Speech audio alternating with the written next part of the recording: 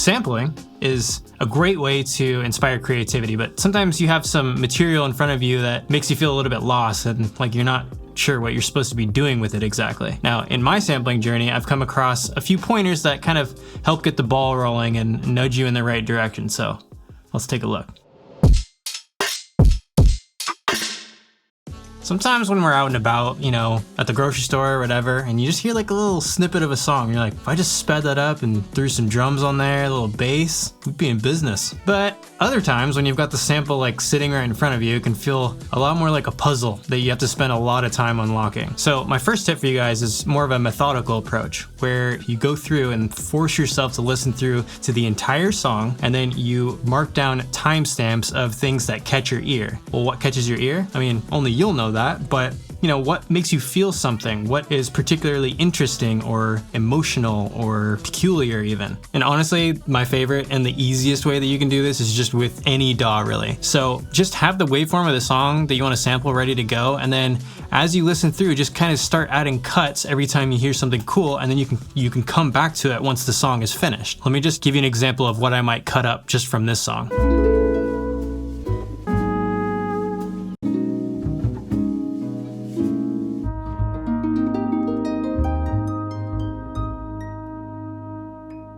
But what I really like about doing this is that you get to squeeze all the juice out of the sample that you're working with and nothing gets left behind, especially stuff in the outro, because that's stuff that gets slept on all the time because it's all the way at the end of the record and people don't have the patience to actually listen through the whole song. And that's where a lot of good stuff is, because there are no drums at the end of songs a lot of times, and you get all these, you know, weird outros that you can play around with. So definitely one to remember. The other cool part too is that once you arrange all the materials that you've cut up, all those manual chops, into one convenient place, it just kind of helps clarify your vision for how you want to go about using the sample in your song. What I like about organizing it this way instead of doing everything from within the sampler is that samplers sometimes make me feel a little bit more limited in the capabilities I have for stretching and warping the audio and doing everything from within one plugin, which is a little bit more convenient, but at the same time, I feel like I have less control over how I can change up the sound. And if you're trying to inspire some creativity within yourself, it's really good to have all of those options available to you. So it's nice to have everything in audio form, and then you can go through and, you know, add the mesh chops later. And that kind of leads us to the second tip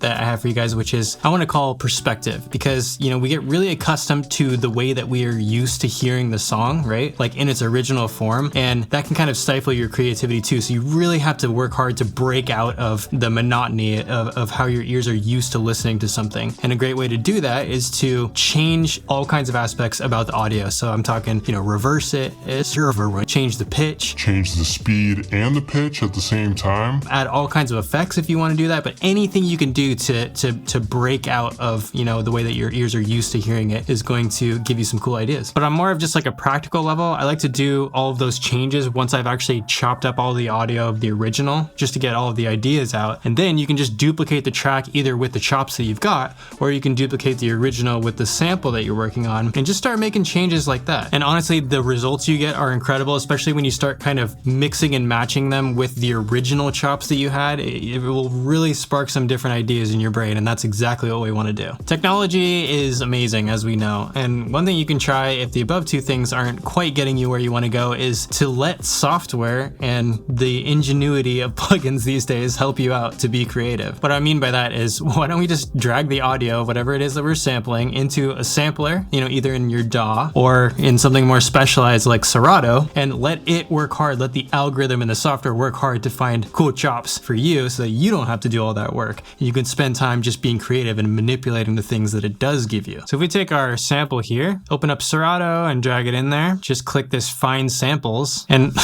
look at this.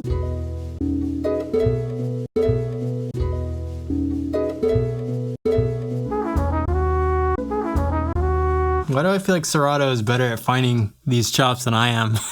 Another thing I really like about working like this is that the algorithms will chop things up in a way that like I never would. And so it'll help me come up with ideas that I never would because it catches things that are really interesting. And I know that when I've worked this way, I've come up with pretty interesting chops before that kind of go together in a weird way, but not something that I intuitively would have just put together myself. And once you have everything like in the sampler chopped up how you want it, it's pretty easy to just go through and duplicate it and then start adding like all kinds of, chorus and reverb and delay and all kinds of stuff to make it sound cooler.